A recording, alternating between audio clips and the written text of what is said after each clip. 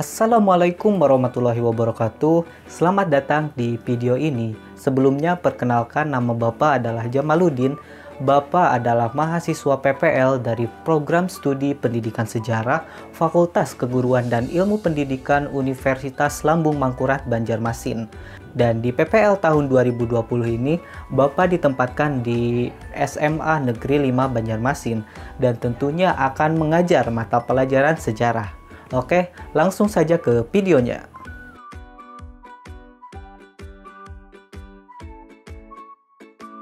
Jadi di video ini, Bapak akan menjelaskan tentang sejarah dari Perang Dingin. Mungkin di antara kalian ada yang berpikir bahwa Perang Dingin itu adalah perang yang menggunakan es atau perang yang terjadi pada saat musim dingin. Atau mungkin juga ada yang berpikir bahwa Perang Dingin ini adalah perang yang terjadi di kutub. Semua itu adalah salah. Jadi Perang Dingin ini adalah suatu sebutan atau istilah pada keadaan konflik atau ketegangan antara dua kubu, yaitu blok barat dan blok timur. Nah, untuk blok barat sendiri dipimpin oleh Amerika Serikat, sedangkan untuk blok timur dipimpin oleh Uni Soviet. Nah, ada sebab utama terjadinya Perang Dingin ini. Di antaranya yaitu karena blok barat dan blok timur menginginkan menjadi negara adik kuasa setelah Perang Dunia Kedua berakhir. Jadi antara Amerika Serikat dengan Uni Soviet setelah Perang Dunia Kedua itu berakhir, mereka menginginkan negara mereka menjadi negara adik kuasa. Padahal pada masa Perang Dunia Kedua, antara Amerika Serikat dengan Uni Soviet itu adalah kawan atau ya satu kubu yang pada akhirnya setelah Perang Dunia II berakhir, mereka terpecah karena menginginkan menjadi negara adik kuasa masing-masing. Yang kita juga tahu bahwa negara adik kuasa itu tidak boleh ada dua, melainkan harus ada satu, seperti itu. Kemudian, bagaimana sih Perang Dingin ini bisa terjadi? Jadi Perang Dingin ini tidak sama dengan perang-perang lain yang ada di dunia seperti Perang Dunia ke-1 atau Perang Dunia ke-2 yang memakan banyak korban jiwa. Nah, untuk Perang Dingin sendiri ini adalah mereka atau Amerika Serikat dan Uni Soviet saling bersaing untuk menanamkan pengaruhnya di dunia. Nah, mungkin kalian juga bertanya, pengaruh apa sih yang ingin mereka tanamkan ke negara-negara yang ada di dunia itu? Jadi seperti kita ketahui bahwa Amerika Serikat itu memiliki satu ideologi, yaitu ideologi liberalisme dan kapitalisme, sedangkan Uni Soviet menganut paham komunisme dan sosialisme. Nah, kedua ideologi tersebut sangat berbeda dan bertolak belakang, sehingga mereka menginginkan, misalkan Amerika Serikat menginginkan negara-negara yang ada di dunia mengikuti ideologi yang mereka ikuti, dan begitupun dengan Uni Soviet. Uni Soviet menginginkan negara-negara yang ada di dunia mengikuti ideologi yang mereka percayai. Maka apabila semuanya itu berhasil, maka mereka akan menjadi negara adikuasa atau adidaya, seperti itu. Lalu, bagaimana sih cara mereka untuk menanamkan pengaruh atau menjadikan mereka negara yang paling berpengaruh di dunia? Nah, ada beberapa aspek di kehidupan ini yang menjadi andalan mereka. Misalkan nih, yang pertama di bidang pertahanan. Mereka saling bersaing untuk menjadi yang terkuat. Misalkan nih, Amerika Serikat. Amerika Serikat mengawalinya dengan membuat sebuah organisasi yang bernama NATO atau North Atlantic Treaty Organization. Jadi, NATO ini merupakan ya fakta pertahanan yang berada di kawasan Atlantik seperti itu, yang dibangun pada tahun 1949. Kemudian Amerika Serikat juga membuat sebuah organisasi yang berada di kawasan Timur Tengah yang disebut CENTO atau Central Treaty Organization. Untuk CENTO ini sendiri dibangun atau didirikan pada tahun 1955. Kemudian yang ketiga, Amerika Serikat juga membangun organisasi pertahanan yang berada di Asia Tenggara yang diberi nama SEATO atau Southeast Asia Treaty Organization yang dibangun pada tahun 1954. Dan yang terakhir ada ANZUS atau Persekutuan dari Amerika Serikat, Australia, dan New Zealand.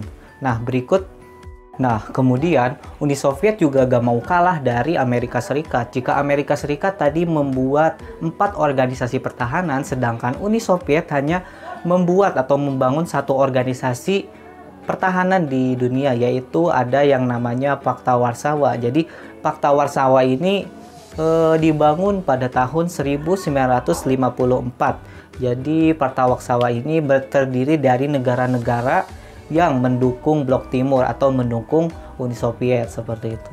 Selanjutnya kita beralih ke bidang yang lain, yaitu bidang ekonomi. Di mana di bidang ekonomi, Amerika Serikat membuat program bantuan ekonomi kepada negara-negara di dunia. Misalkan yang pertama ada program Marshall Plan. Nah, Marshall Plan ini adalah bantuan ekonomi khusus negara-negara di kawasan Eropa Barat. Kemudian yang kedua ada program ekonomi yang bernama Doktrin Truman atau bantuan ekonomi untuk negara Yunani dan Turki. Nah, yang terakhir ada program bantuan ekonomi yang bernama MSE atau Mutual Security Act. Jadi MSE ini dikhususkan untuk bantuan bagi negara-negara berkembang di dunia seperti itu. Pada masa itu, Indonesia juga ditawari program MSA ini dari pemerintah yang menyebabkan kabinet Sukirman pada saat itu jatuh karena Indonesia kan yang menganut paham politik aktif dan bebas. Jadi seharusnya Indonesia tidak perlu menerima bantuan tersebut karena Indonesia kan netral, tidak mendukung satu pihak manapun seperti itu. Tapi mungkin sedikit info juga bahwa dinamika politik Indonesia itu kan pasang surut. Misalkan nih, pada masa demokrasi liberal cenderung condong ke Amerika seperti itu. Sedangkan Indonesia pada masa demokrasi terpimpin sedikit condong ke timur. Namun seperti itu, Indonesia tetap di jalan yang benar. Artinya Indonesia tetap menganut politik bebas dan aktif. Jadi tidak mendukung satu pihak manapun. Nah, jika tadi Amerika Serikat membuat beberapa program ekonomi, sedangkan untuk Uni Soviet sendiri untuk menandingi program ekonomi yang dibuat oleh Amerika, Uni Soviet membuat satu program ekonomi yang bernama Molotov Plan atau lembaga ekonomi yang khusus bagi negara-negara yang mendukung Uni Soviet atau Blok Timur seperti itu. Jadi kalau Amerika Serikat membuat 3 program ekonomi, sedangkan Uni Soviet hanya satu, yaitu Molotov Plan, yaitu lembaga ekonomi untuk negara-negara yang mendukung Uni Soviet. Nah, selain di bidang pertahanan dan ekonomi, Amerika Serikat dan Uni Soviet juga saling bersaing di bidang antariksa.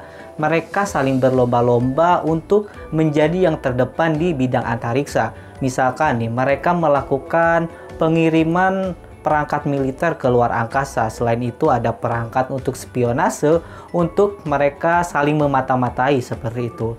Nah, selain itu mereka juga saling berlomba-lomba untuk melakukan pengiriman manusia pertama ke luar angkasa.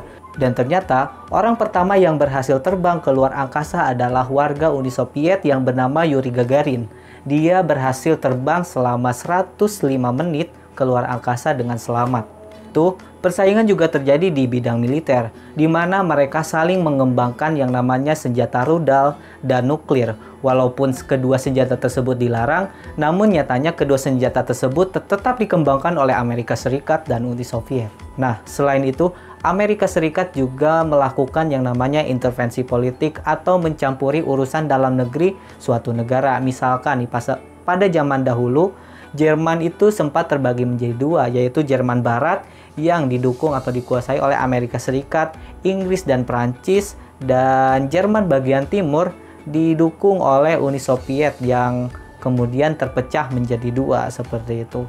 Kemudian selanjutnya ada konflik Tiongkok di mana Amerika Serikat mencampuri urusan mereka yang menjadikan perselisihan antara partai nasionalis dan partai komunis yang berada di Tiongkok. Kemudian selanjutnya ada Perang Korea. Nah, Perang Korea ini juga dikendarai oleh Amerika Serikat dan Uni Soviet, di mana Korea terbagi menjadi 2, yaitu Korea Selatan dan Korea Utara, di mana Korea Utara lebih dominan atau cenderung di mana Korea Utara didukung oleh Uni Soviet dan Korea Selatan didukung oleh Amerika. Kemudian selanjutnya ada Perang Vietnam. Nah, Perang Vietnam pada saat itu Vietnam sempat terbagi menjadi dua, yaitu Vietnam Utara yang lebih mempercayai ideologi komunis. Kemudian ada krisis Kuba yang setelah kematian Fidel Castro, Kuba berubah menjadi negara komunis yang padahal awalnya adalah negara liberalis.